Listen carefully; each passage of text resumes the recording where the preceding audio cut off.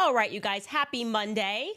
And I don't know that I am ever going to be able to forgive Trump for making me do what I'm about to do, the unthinkable. I am going to have to defend Barack Obama. I can't believe this. That's how bad the fallout is right now over Jeffrey Epstein. It just continues. And Trump seems to be hitting rock bottom in terms of communicating on this particular topic. And I'm looking back and I want Covfefe Trump back. That guy seems to be gone. Also, you guys, I'm kind of worried about Tucker Carlson's life, and I'll tell you why. Welcome back to Candace.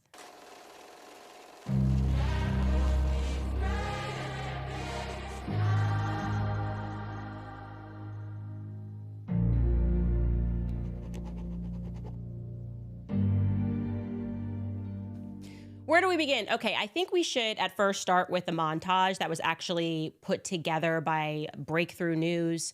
It's good to do this just to remind ourselves that we're not going crazy on the topic of Epstein. Take a listen.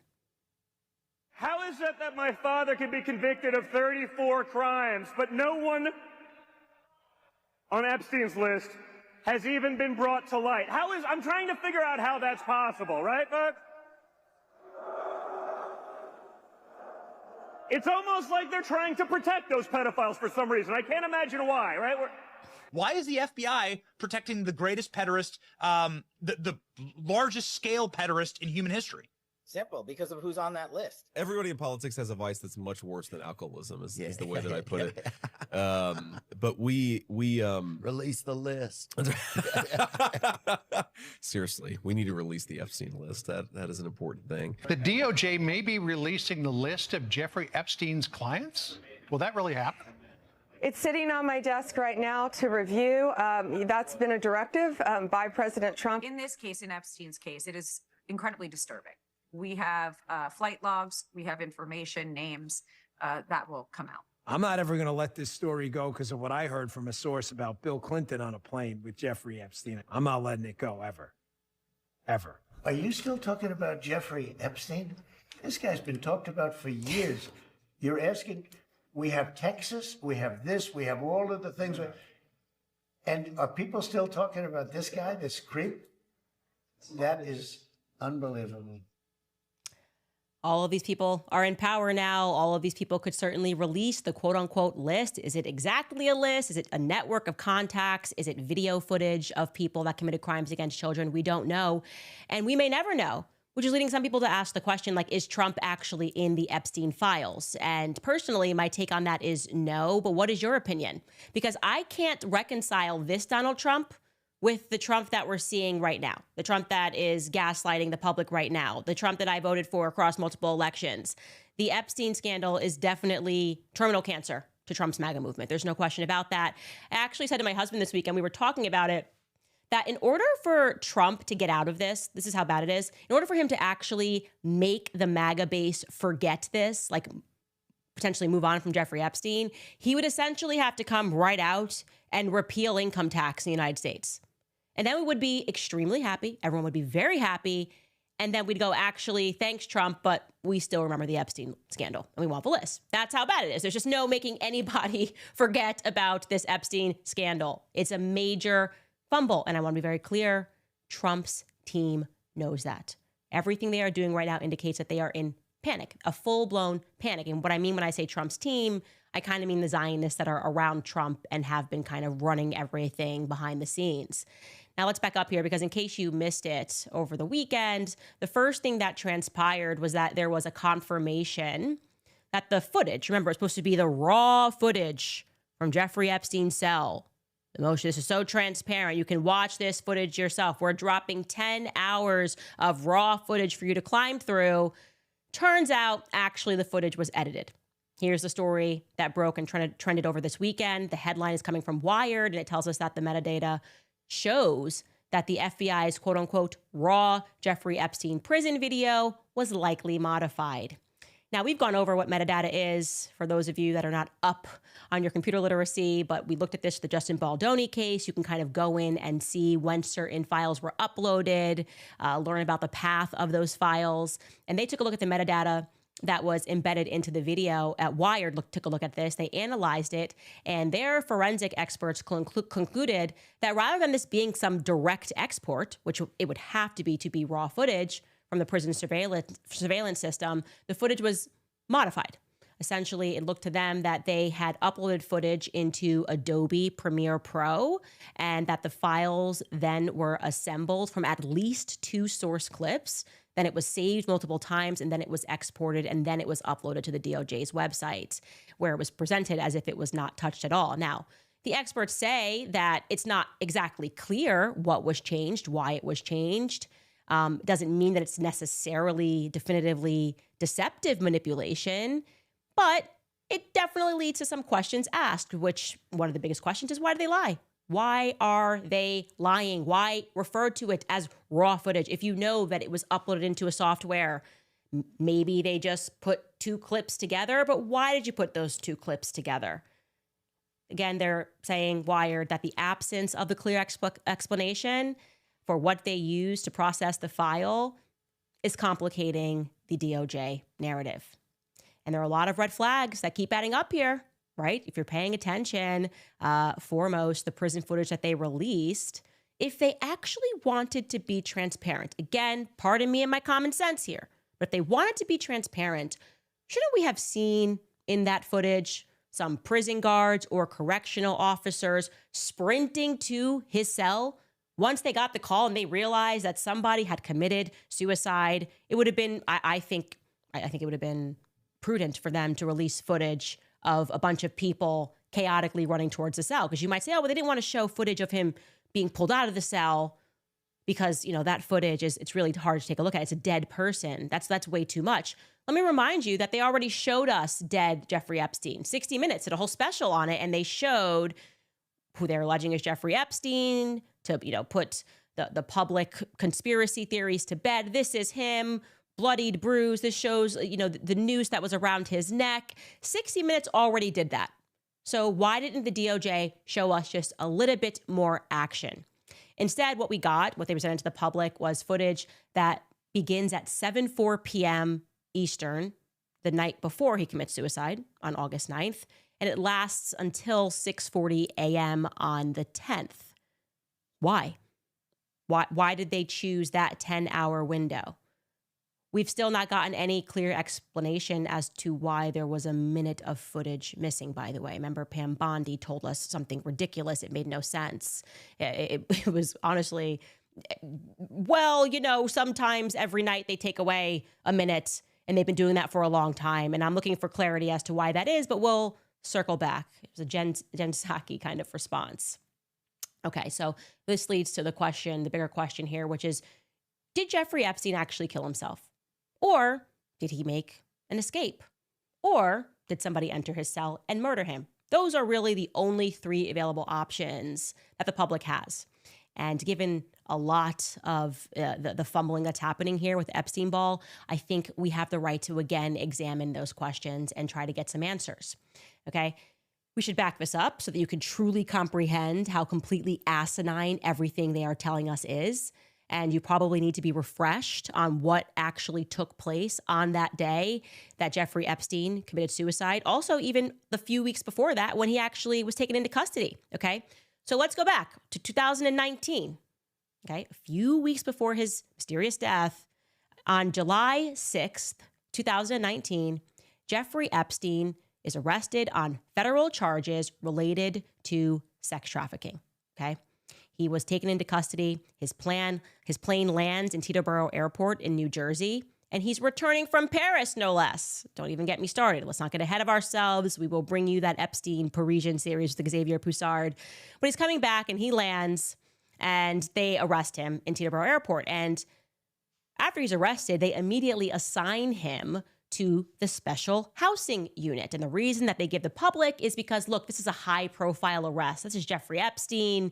We want to make sure that he's kept safe. So he's going into a special housing unit. And by the way, knowing what we know about his previous arrests and the special housing circumstances of that sheriff's office in Miami, I'm thinking now maybe he's expecting to be put somewhere separate from the rest of the prisoners. Something that I've always noticed about Jeffrey Epstein that's very off-putting and kind of puts a chill down my spine is how confident he always was. That smirk that was always on his face. We saw that smirk when he was a teacher. We see that smirk. It's like Jeffrey Epstein knew in this way that he was never, ever actually going to be held accountable. No matter what photos you see of Jeffrey Epstein, he looks kind of happy. He's not exactly fearful of the legislative system. He's not fearful that he's going to get in trouble.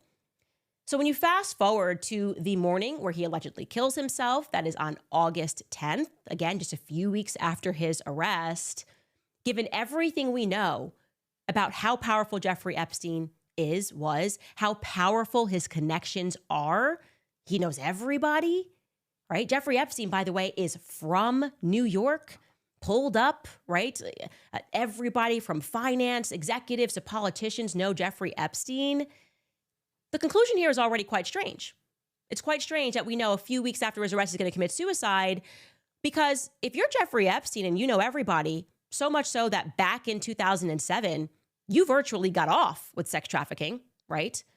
And this time in 2009, what he's being charged with is less. He's being charged, again, sex trafficking of minors, conspiracy to commit sex trafficking of those minors between 2002 and 2025. But to him, you just beat charges with a bogus pretend plea deal where you were able to move into a sheriff's office that was specially designed for you. They were hanging up TVs for you. You were allowed work release for 12 hours a day. You were so powerful, you made the officers dress up in suits as they took you off campus to your office, right? And greeted the people that were meeting you. And then you made them disappear the list of the people that were meeting you. This is not prison. This is pretend, okay? We know that. So if you're Jeffrey Epstein and that's what happened when you went to prison the last time, really went to jail, wouldn't you maybe take your chances that you're going to get off this time too? Wouldn't at least your perception, even if you didn't get off, you'd be like, well, you know, prison for sex trafficking is really just not that bad. It's great. I was running the show. This does not make any sense that he is the king of New York. He's the king of Florida. He's got everybody on speed dial. And yet we know he's going to commit suicide a couple of weeks after his arrest. And we're supposed to believe also that nobody gave him a heads up, that there was a warrant for his arrest in New York. I don't believe so. Anyways, we are told the official storyline is that a couple of weeks later, he just was in his cell and said, I can't do a few more weeks. I couldn't possibly do this. I've come so far in life. I know everybody. I'm unbelievably wealthy. I'm internationally renowned, protected by the state of Israel, but I can't do a couple of weeks in prison. And this is the timeline of what we are told happened on August 10th, okay? At 6:33 a.m., and I made this for you, so excuse if there's any typos, I just did this morning, but at 6:33 a.m. on August 10th, an alarm was activated in that special housing unit because Jeffrey Epstein was discovered hanging from a noose that was fashioned out of bed sheets. Around this time, we're told that a call was placed to first responders, and the correctional center the officers attempted to revive him. That's per the FDNY. Then we learned that at 7:10 a.m., the ambulance takes him to the closest hospital, okay? At 7:24 a.m., a photojournalist named William Farrington for the New York Post, he works for the New York Post, creates a file, the metadata became available, for the first two photos of Jeffrey Epstein being transported into the hospital where he's going to be pronounced dead just 12 minutes later. So I just want you to understand the amount of luck that this guy had from the New York Post. Now, me and the team are debating this. I'm like, I lived in New York. You're not just a photojournalist that's just sitting outside to see who's going into a hospital, okay? Clearly, somebody tipped you off, but somebody would have had to tip you off that it was Jeffrey Epstein even to do that, because if somebody calls you and is like, yeah, some guy from the prison is being transported to the hospital, you'd be like, yeah, this is New York. Big deal.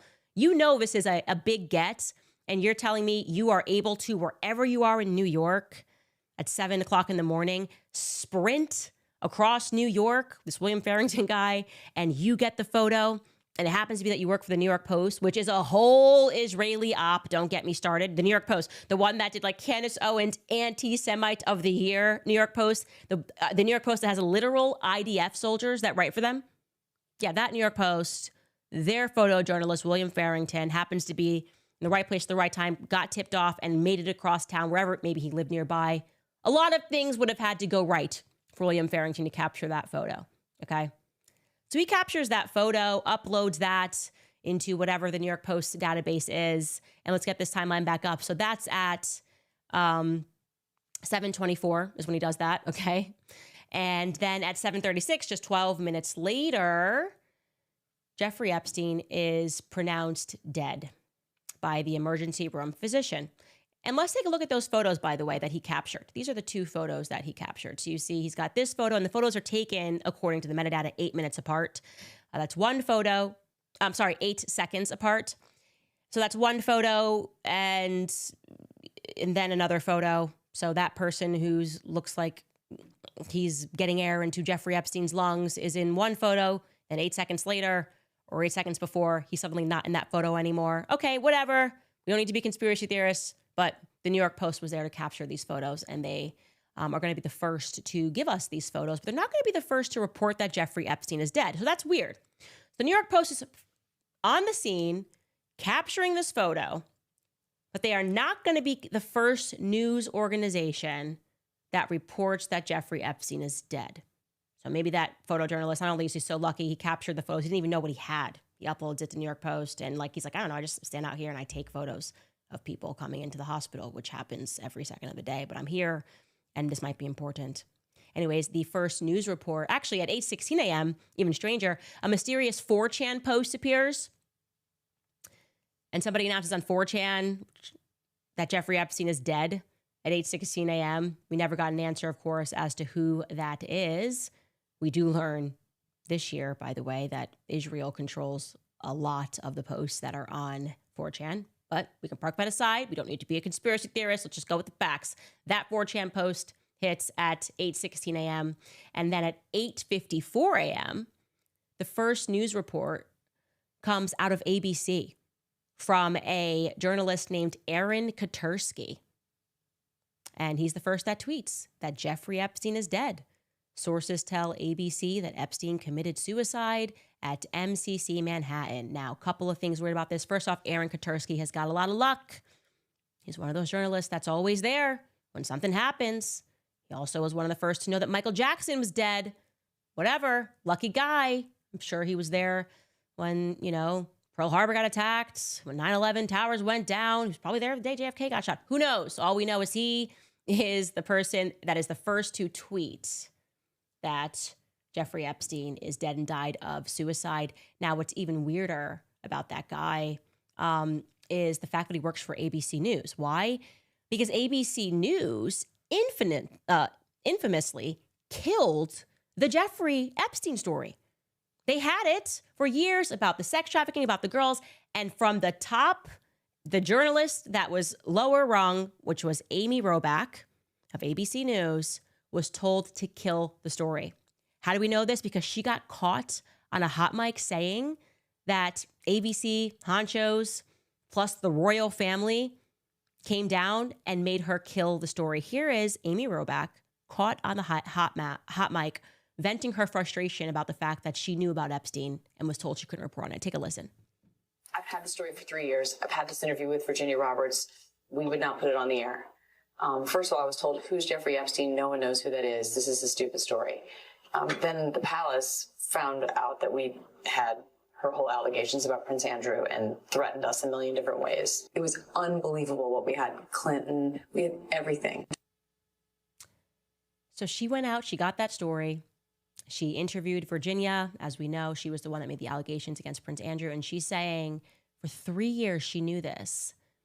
And they came down on her, ABC News execs, with pressure from the palace and said, you're not running the story. First, they gaslit her. Nobody knows who he is. And then they said, oh, you're just not running the story. And it was over. But now ABC News, mysteriously, first to report it, not the New York Post. And the New York Post, again, William Farrington caught these photos. Now, you would think maybe he would win photojournalist of the year. I think they have a Pulitzer Prize for that or something. But mysteriously, William Farrington does not want to talk about how he got there on that day and captured those photos. In fact, he wants absolutely no credit. It's virtually impossible to find anything about William Farrington on the internet. You should try. You should try, because apparently he's got multiple names. Maybe it's Roger Farrington. I can find him. There's like one photo of him at an Israel Day parade. I'm not kidding. I can't make this stuff up. In New York, somebody caught him like taking a photo. But this guy, he's got a long career. He's working for the New York Post. He captures this photo and doesn't want to talk about that anymore. Okay, William Farrington, whatever. Now, later that day of his alleged suicide, William Barr, who was the Attorney General at the time, United States Attorney General, is the one that comes out and gives a statement. Now, I should be clear, he's the Attorney General under President Donald Trump. This is 2019. So Trump administration is in power. William Barr is the Attorney General.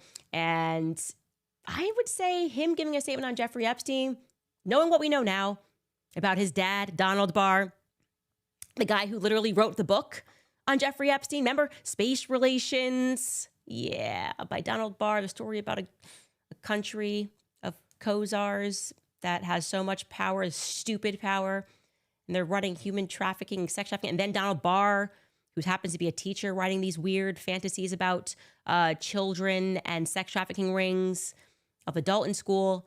He's running the Dalton School, and then he just plucks Epstein up out of obscurity. Yeah, Donnie Barr, Daddy Donnie Barr. William Barr is the one that gives the statement. He says that day of the suicide, "I was appalled to learn that Jeffrey Epstein was found dead early this morning from an apparent suicide while in federal custody. Mr. Epstein's death raises serious questions that must be answered. In addition to the FBI's investigation, I have consulted with the Inspector General, who is opening an investigation into the circumstances of Mr. Epstein's death." Anyways, I'll tell you how that ends. Donnie Barr, he comes out and he says, yeah, this was actually just a case of just a lot of things went wrong on that day, and that's why he's dead. And there's no funny business. There is no funny business. People just all did the wrong thing on that day. And some other people had some incredible luck on that day, like our photojournalist and Aaron. And like, yeah, that's it. Case closed. Yeah, so you might understand why it is, especially given the way that the Trump administration is reacting right now and the utterly ridiculous excuses that we are getting about why they are shutting everything down and gaslighting us. You might understand why the public is not biting and is beginning to go back and look at the story and say, where is Jeffrey Epstein? Is he alive? Is he dead? Was he murdered? Did he actually commit suicide? Do I really trust Donnie Barr's son to tell me that he did commit suicide? And there is panic. There is panic coming out of the Trump administration right now. They don't know what direction to run in. First, they tried over the weekend Operation Blame Pam Bondi. They were just going to go ahead and make her the fall guy. And I'll tell you what they did here. As soon as I saw it, I was like, this is ridiculous. You're going to tell me everybody is going to now turn on Pam Bondi and pretend that this is just her fault? Not that we're looking at the deep state telling her exactly what she's going to say. She looks uncomfortable when she's saying it. Everybody is like, we're going to supposed to make her the fall guy. They wanted to test that out because the public is not letting this go. So they let out some perfectly, carefully orchestrated leaks, to test the water here, to make sure it's okay. Of like, what if we got rid of Pam Bondi? Would that make the public quiet? Would that calm down the MAGA base? They were shocked. Wow, oh my God, Trump is the king of MAGA. Why are people outraged? Trump can't even settle them down. What are we going to do? We're going to make them think that we deal with it if we just fire Pam Bondi. Laura Loomer is the one that gets the scoop on this, right? So Laura Loomer tweets out, you can pull this up. She said, scoop, FBI Director Kash and Dan Bongino are livid with Pam Bondi over her DOJ memo and the lack of transparency from her office regarding the Jeffrey Epstein files. Source tells me Dan Bongino is taking the day off from his job as Deputy Director of the FBI, and there's now speculation on whether or not he will return to his job at the FBI over his disgust with Blondi's lack of transparency and handling of the Epstein files. Pam Bondi has brought total embarrassment to President Trump, J.D. Vance, Dan Bongino, and Kash Patel. She's also lied to the American people. I'm told Kash and Bongino are furious with Bondi and the whole blowback has caused the blowback that she has caused them with her lack of transparency. Kash Patel and Dan Bongino should call for Blondie's public resignation today to save themselves and to also push for full transparency into the Epstein files. This is an issue the American people care deeply about. So she gets a scoop on this, and then Megyn Kelly gets a scoop on this. The Daily Wire gets a scoop on this. And it's interesting that this scoop is coming out from decisively pro-Israel people and publications. So what does that tell you? That somebody on the inside is testing the waters to see if they can get people to calm down if they agree to get rid of Pam Bondi, okay? And people are seeing through this. People are understanding that that is obviously ridiculous. The idea that you're going to fire Pam Bondi and everyone's going to just chill out and be fine with this. No, we understand that we are looking at a cover-up. What happens next is even stranger. Trump gets onto Truth Social.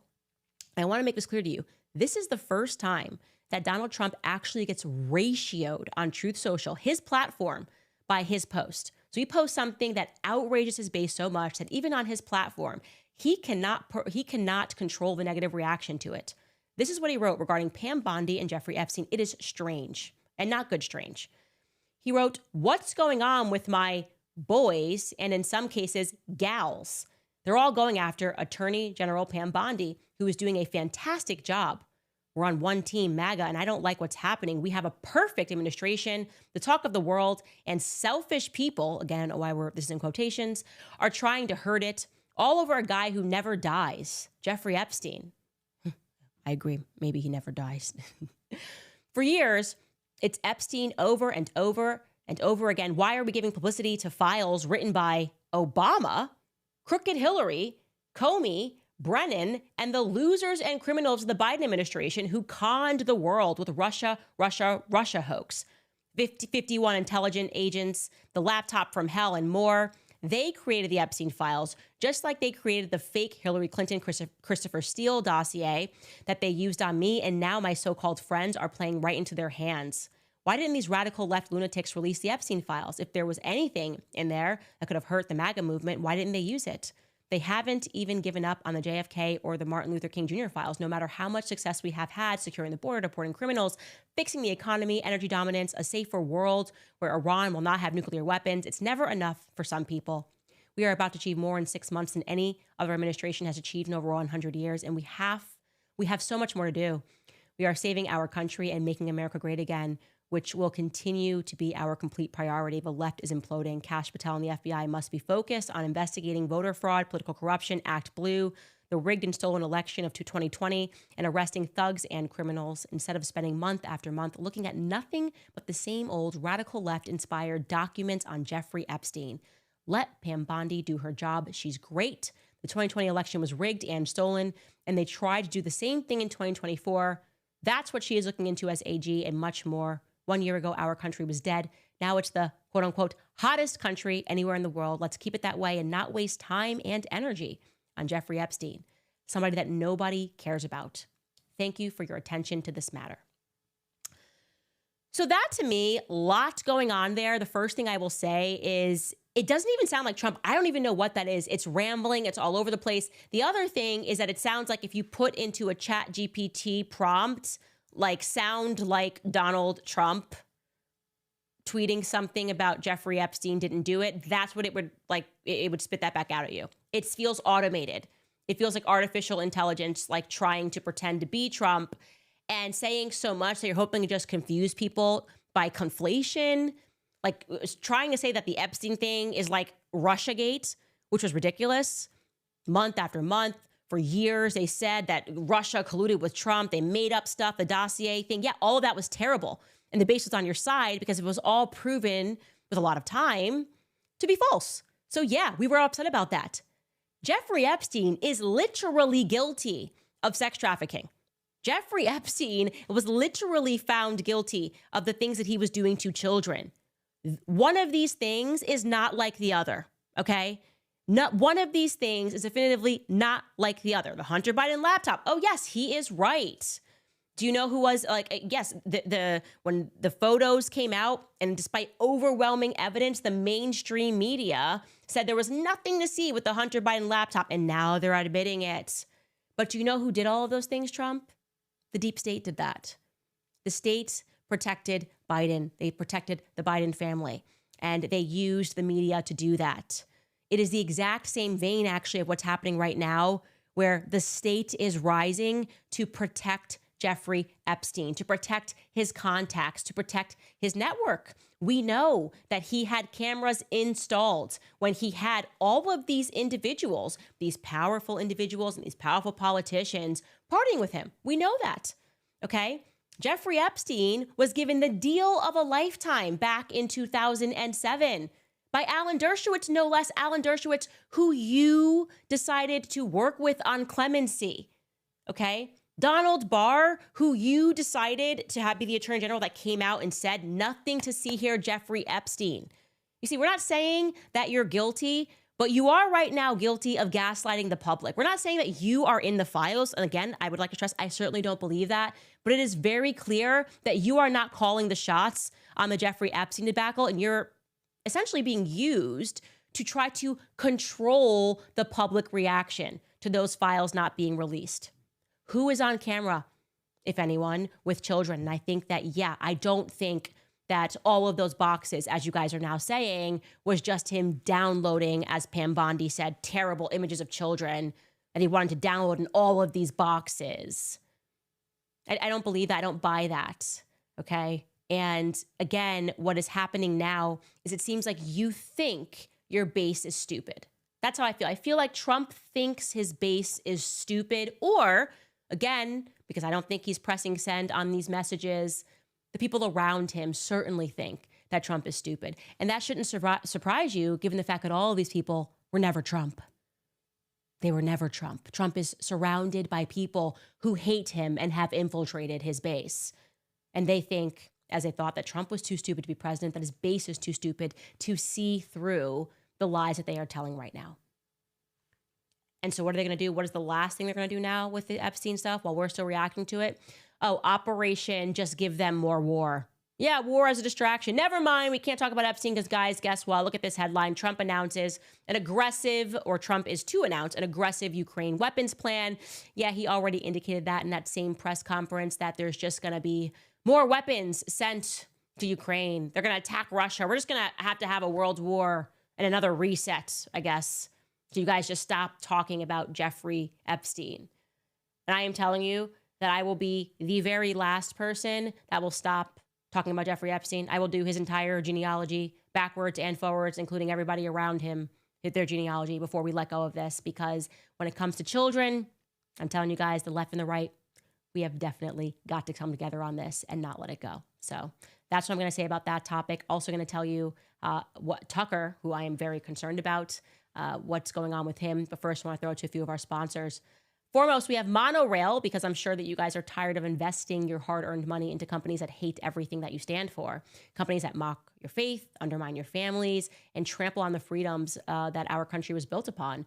If you agree with all that, then you need to check out Monorail, America's investment app. This is not just another Wall Street tool. Monorail was built by Americans for Americans. It's time to let our values guide us on how we invest and save for retirement.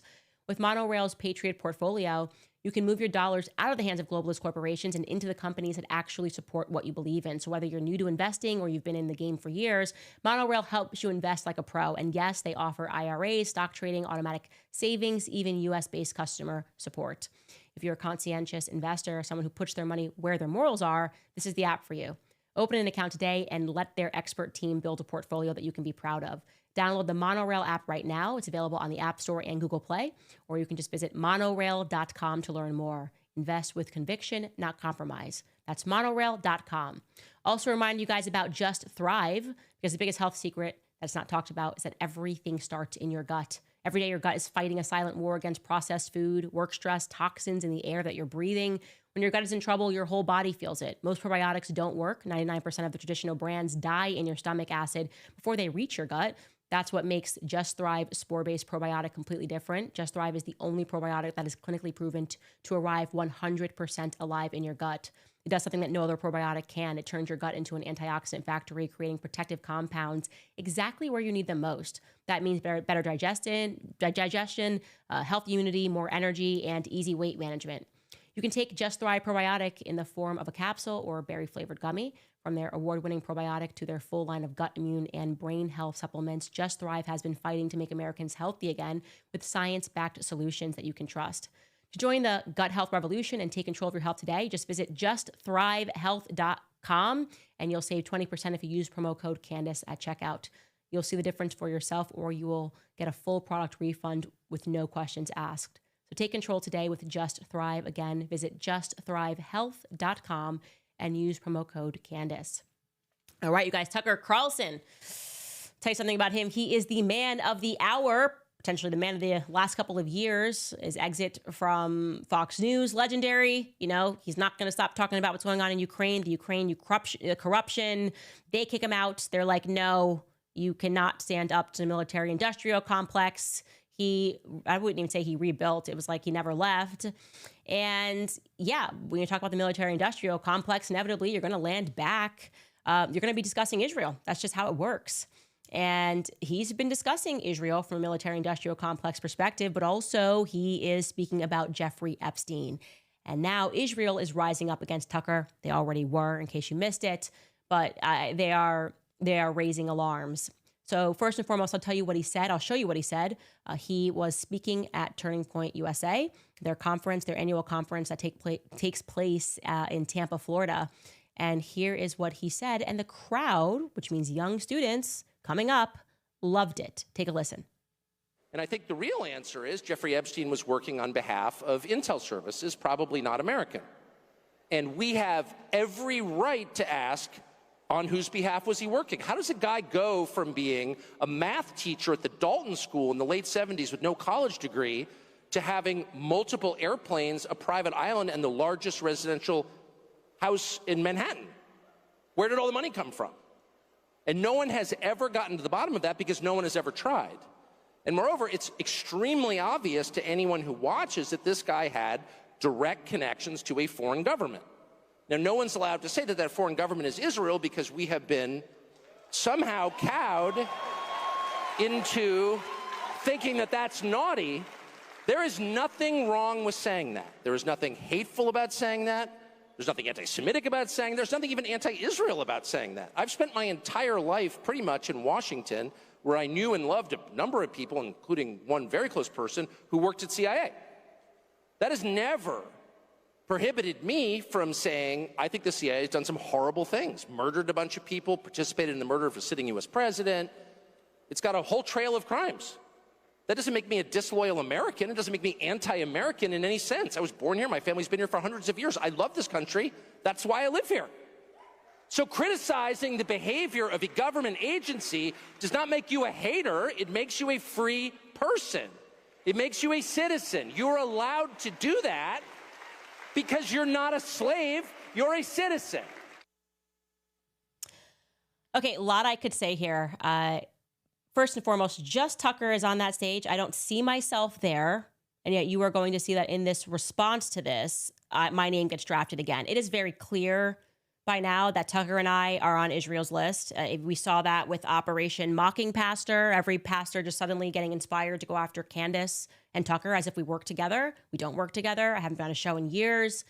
But they are finding that we are too effective in waking up people to the Israel question. And we've got a lot of questions about Israel. So Tucker gives that speech. Tucker is trending. Candace gets drafted into it. Now, Charlie Kirk runs Turning Point USA. I used to work with Turning Point USA. Amichai Chikli, okay, that's his name. He is the minister of truth, as I'm calling it, the propaganda arm of Israel, decides to write an open letter to Charlie Kirk about this. I'm not going to read this whole letter, but I'm going to show you it. This is on Twitter. He released it. Incredibly, even though he's going to mention me in this, he blocks me. So I can't respond because he's about to tell a lie. As you should realize by now that in order to support Israel, you have to be really comfortable lying through your teeth. You feel nothing when you lie. He even puts me in quotations. So he's alleging, this is a direct quote that I wrote. He starts by saying, Charlie, like many others, I've been following your remarkable journey from afar. I watched Tucker Carlson's speech at your conference, your debate with Megyn Kelly, and I must admit I was filled with sorrow. I don't know whether Jeffrey Epstein was an intelligence asset for any agency. Well, you should because you're clearly one. I would certainly like to know. In particular, I would like to understand his connection to the kind of people who sought to sell out the land of Israel to the Palestinians. people like the former Israeli Prime Minister Ehud Barak, blah, blah, blah. He goes on, yet the message conveyed at your conference with Tucker Carlson as keynote speaker just days after his sycophantic interview with the Iranian terror regime was unmistakable. Israel was behind Epstein. The audience applauded. Everyone seemed pleased, especially the Qataris and their jihadist terror channel, Al Jazeera. By the way, it would be fascinating to uncover the depth and the nature of their connection to influencers such as Tucker Carlson and others. Okay, here we go. Just going to do the Qatari smear right away. Always good to do that. Jumping right into that. Then he says, we see Candace Owens publicly claim that, quote, the Israelis knew in advance about 9/11 and didn't warn the U.S. and, quote, Israelis killed JFK, that, quote, Jews committed a Holocaust against Christians, even worse than Hitler's, and that, like literally Jews committed a Holocaust against Christians worse than Hitler's. These are not direct quotes. And that, quote, Mengele never performed horrific experiments in Auschwitz.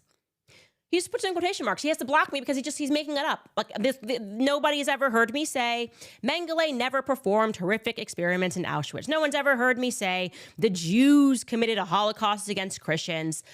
But he's doing this because he's got to appeal to the public and make it seem like, of course, they constantly have to go after the emotionality surrounding the Holocaust. Oh, these people are beyond reproach. Candace is up there saying all these things. And also she might be funded by Qatar. He's lying.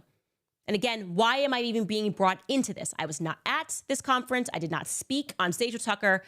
Again, Operation Candace and Tucker, you're starting to see this. But it gets even scarier because they're losing the propaganda war. They know they're losing the propaganda war. And Ami Kai knows this because he actually mentioned me and Tucker in the same sentence a while ago when he was speaking to the Jerusalem Post and said that they wanted to start controlling the conversation on social media to combat, quote unquote, anti-Semitism. That's his job, to combat anti-Semitism, which is code for to censor the speech of Americans, right? His job is to censor the speech of Americans because Americans are waking up to the fact that Israel is problematic. It just is, right?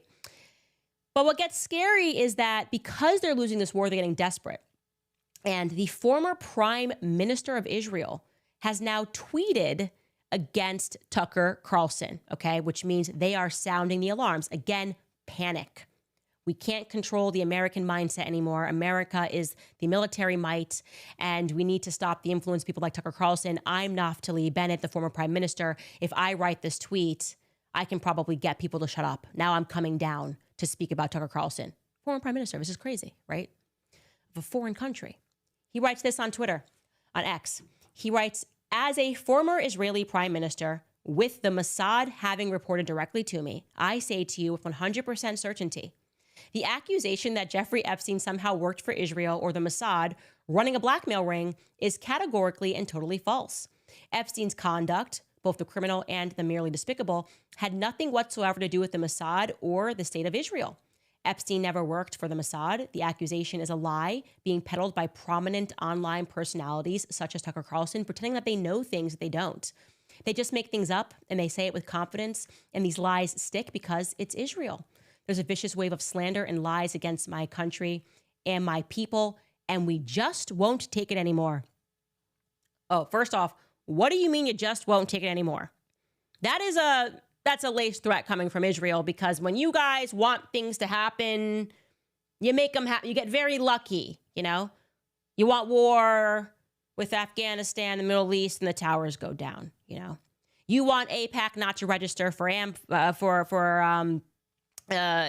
foreign for FARA, and suddenly a president gets shot in a moving vehicle in Dallas. I don't like your luck, is what I'll say about you, Israel. So when you say we're not going to take it anymore, and you're prime minister going after a journalist in America, it's not landing the way you think it's landing. Tucker responds, he says this, he says, you, quote, just won't take it anymore? Instead of issuing threats on social media, why don't you sit down for a rational interview on Jeffrey Epstein's ties to the Israeli government? We'll reach out to your office this morning. Now, I'm going to guess that now he's not going to take the bait on that, because, again, one of the things that you realize is that in order to support Israel, you have to be really comfortable lying all the time, like all the time. And Naftali Bennett, in case that name does not sound familiar to you, well, before he became prime minister, he was caught, or willfully speaking, he wasn't exactly caught, discussing how he was putting together a cell of people. I'm not kidding. This guy that you just saw tweeting that at Tucker, putting together a cell of people in Israel to edit Wikipedia so that they could control the information that people were reading on Wikipedia to make sure that it had a slight bend towards supporting Israel's, as a state, the Zionist cause. This is Naftali, the former prime minister, before he became prime minister, on the news in Israel discussing how they were infiltrating Wikipedia. Take a listen.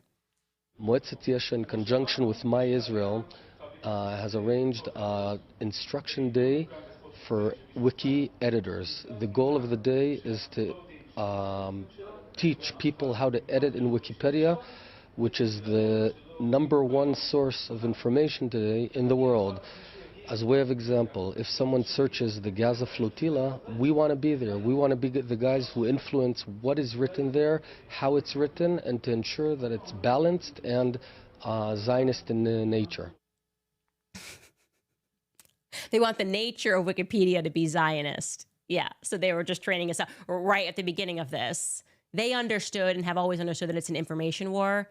That's the reason that they have their journalists writing furiously about Tucker. The information war is the reason why they've got these pastors out talking about Tucker Carlson and Candace Owens and Candace Owens, right? Candace Owens. That's why they've got these influencers on TikTok. What happened to Tucker Carlson and Candace Owens? They are decades ahead of us in terms of controlling the information that's on the web. Okay, that is the reason why some of these organizations, entire news organizations like the New York Post, just have a pro-Israel slant. They just can't write anything bad about Israel. They just can't do it. Israel could blow up children in broad daylight as they're doing, and they can't tell you about that. Bibi Netanyahu could literally be facing trials regarding his administration's connections to Qatar, and those people will not cover it, but they will try to smear Tucker Carlson and Candace Owens as connected to Qatar. When I've said 1,000 times on record, I've never taken a single dollar from Qatar. I've never even taken a meeting to that effect. Forget even taking money. I've never even spoken to a Qatari official. Not opposed to it. But I'm not doing that. They lie. And they're allowed to lie, and they're allowed to edit, and they're allowed to put quotation marks where you haven't. They smear and they libel for a living. And you don't have to do that if you're telling the truth, okay? You don't have to smear and libel and make up fake quotations and block people so that you can put out those quotations because you're telling the truth. So I'm going to say, Tucker Carlson, you probably, look at people say the same thing about me, but I would be highly concerned if Naftali Bennett, who essentially put together an information cell on Wikipedia, is coming out and trying to say to the world that what you are saying is false. And that's actually probably the most evidence to date that what you are saying is definitely true. And they're spiraling because they're losing information war. And Epstein is at the crux of it all, which is why we are not going to let that story go. All right, guys, I want to get to some of your comments first. I want to talk to you about Pure Talk, because if you are with Verizon, AT&T, or T-Mobile, you are overpaying for wireless. You're paying for thousands of retail stores that you never go into. You're paying for unnecessary perks that you've never used. You're paying for a massive premium for what you think is superior 5G service. It's not. I can tell you that. Pure Talk uses the same 5G network on the same 5G towers. The only difference is that they don't charge you for any of the garbage. Instead, Pure Talk gives you unlimited talk, text, and plenty of data for just $25 a month. That's less than half the price of the big guys, especially during a time when saving money really matters. I'm a Pure Talk customer. I made the switch. You can even keep your phone and your phone number. All you have to do is go to puretalk.com/Owens, and you'll save an additional 50% off your first month. You can literally be switched over to Pure Talk in less than 10 minutes. That's puretalk.com/Owens to switch to Pure Talk, wireless by Americans for Americans. Also telling you about 7 Weeks Coffee, because you're drinking coffee, you might as well do something good while you're doing it. They are America's pro-life coffee company that's on a mission to fund the pro-life movement, 1 cup of coffee at a time. And they just hit an amazing milestone, over $1 million donated to the pro-life movement. Why are they called 7 weeks? Because at 7 weeks, a baby is the size of a coffee bean. And at the same time, a heartbeat is clearly detected on an ultrasound. That's why they donate 10% of every sale to support pregnancy care centers across all 50 states, providing life-saving ultrasounds, resources for moms in need, and real hope for families. And it all started with just one simple idea: using your morning coffee to stand for life. 7 Weeks Coffee is more than a great tasting coffee. It's mold-free, pesticide-free, shade-grown, low acid. It's organically farmed. It checks all the boxes. So go ahead and head to 7weekscoffee.com and you'll save 15% forever if you subscribe, and you'll get a free gift as well. Plus, exclusively for my listeners, if you use code Candace at checkout, you'll get an extra 10% off your first order. That's 25% total savings on your first order, plus a free gift. Remember that your order will directly help support a network of over 1,000 pro-life organizations across the U.S. So go ahead and visit 7weekscoffee.com and use promo code Candace today. All right, guys, what are you thinking? What are you thinking? Oh, we got 63,000 of you guys watching live. While you're here, please subscribe to this channel while we're still here. We have Irma de Santiago. She writes, I never believed Epstein died. Didn't Attorney General Barr visit him before he committed suicide? I am here for you to tackle this issue and Iran-Contra if you so desire. Yeah, I so desire, and I did not know. Could you fact check that if you guys quickly in the control room? Did Attorney General Barr visit him before he committed suicide? That would be just unbelievably wild. I can't accept that, Irma. I cannot accept that. Michelle Miller writes, anytime I'm overwhelmed by all of this, I just think I'm so proud to be a part of the little people. I love my humble life. I'm a good person. And I have faith that all of this evil will come to light. Oh, have faith, because it's coming to light right now. Naftali Bennett is not out there talking about Tucker Carlson, a journalist in America, because, evil is in the dark. If evil's in the dark, they're not saying anything. Everybody's talking about it, right? They cannot control this, no matter how many journalists, no matter how many pastors. They cannot get the public, no matter sending out President Trump. They cannot control the response. They cannot control the demand. They cannot slow down the awakening that is taking place. Tanya writes, I don't like being the conspiracy theorist, but either he was killed or he is still alive. Epstein has become an idea, and we have to be united for this. I totally agree with you. And here's what I'll say. New York especially, like I just could totally see a tunnel system getting him out somehow. I don't know what happened, but I do know that I don't accept the narrative that has been presented to us. So I'm leaving everything open, because the response that we are getting from the state, the lies and the gaslighting, signals the fact that they are hiding something big. That's what I would say. Tanya writes, AP writes, Trump isn't in the files, but he's protecting a person or people in his orbit that are. He fell out with Epstein back in 2004, banned him from Mar-a-Lago in 2007 for making passes at a 17-year-old. He is not in them. I tend to agree with you. I personally do not think that Trump is implicated in the files in a sexual way, is what I will say. I do think that he could be protecting people in his orbit, or he is terrified for his life because Israel is running the government with blackmail. And yeah, it's got to be one of these options. Blue Jeans writes, you are the voice for the people, Candace. Stay safe and never let them silence you. Thank you so much. I appreciate that. And I appreciate your guys and all of your support. BCO writes, poll dead or alive. Let's not forget Bondi is funding Qatar through her company. That's treason. They're protecting family names and other countries. Seems our government forgot about the Articles of Confederation and the Sherman Act. You are totally correct about that. And yeah, Pam Bondi is registered under FARA. So yeah, take that for what you will. It is quite ironic that they accuse everyone else of being funded by Qatar and kind of leave out the connections that people like Bibi Netanyahu and Pam Bondi and Israel, the state, which does tons of business with Qatar, real estate business, diamond business, like pretending that Qatar is like off limits. It requires American ignorance. Like you have to not know all that Israel does and all the work that they do with Qatar to think that somehow if an American journalist was being funded by Qatar, that it would represent a conflict of interest, because it certainly wouldn't if it doesn't represent a conflict of interest for people in Israel to work with them. D writes, everyone's talking about Mossad and Israel, but no one ever talks about the king. I don't think the Brits ever forgot about the runaways. They would love to see our downfall too. And I think there are some connections in general to Israel and a lot of countries. I think probably a blackmail ring is not just going to be something that they execute in America. If you want to have power, you're a tiny country. There's no reason why you should be having so much military success in that region why are people compelled to support Israel? Because they're literally compelled, right? They're compelled because of blackmail. It's ridiculous, the amount of funding that they get. We turn the other cheek when they commit crimes. USS Liberty, the fact that those guys are still alive and saying what happened to them on that day and they're being gaslit and called anti-Semitic, they survived. If you haven't watched my USS Liberty episode, it's an absolute must watch. Total tearjerker. but an absolute must watch to really understand what Israel has gotten away with since LBJ became president. Anyways, the Canaanite writes, today there's a protest in the last fully Christian city in Palestine, the city of Tebeh. Yeah, we've talked about this, and I shared this on my X. The heads of all the major churches are all protesting today because they have been kicked out of their homes since October 7th. Yeah, they're taking more land. This is what Israel does. They just take land. They send their radical settlers there. They burn the agriculture. They kill animals to make sure they make things unlivable. And then they just take the land. They don't pay for it, nothing. They just go, this land's ours because we say it is, and we are chosen. Chosen for what and by who would be my question. Okay? Demons do this, not good people. Just to be clear, in case it was not clear where I stood on this issue.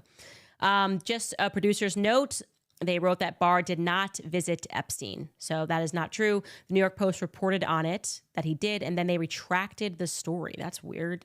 New York Post especially. Do you want to pull that up? You said you had the Newsweek article.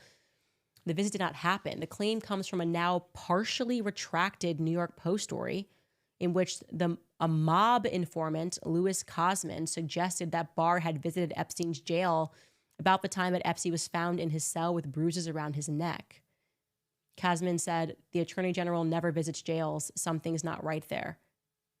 Wow, that's interesting. Okay. I don't know what to believe. I don't know what to say about that. We'll just read it to you as it is. Yeah, the story was repeated by other news sources with headlines more explicitly concluding that what the Post had reported. However, as later noted by the Post, there was no evidence to support Cosman's point. So essentially, this is just disputed. They can't say it didn't happen, just say it's disputed. That's it. The New York Post has removed the reference to Barr, and I guess now they're ignoring the mob informant, Louis Cosman. Very interesting. Why would this guy say that? Did he think that he would get away with lying about the Attorney General? Who knows? Anyways, we fact-checked that for you live so that you could see. All right, guys, that is all that we have for today. If you'd like to support my journalism, independent journalism, please head over to CandaceOwens.com. While you're there, you can pre-order my book. You can buy a T-shirt. You can buy a hat. You can subscribe and you watch A Shot in the Dark, which is fantastic content for parents to be and people that are parents currently to learn about the entire childhood vaccine schedule because Big Pharma is poisonous and lying to us about history. That seems to be a running theme on the show. We are being lied to about history. It seems like, yeah, if they're like it's all just one big show. That is what I will say over and over again. Anyways, you guys, we'll see you tomorrow.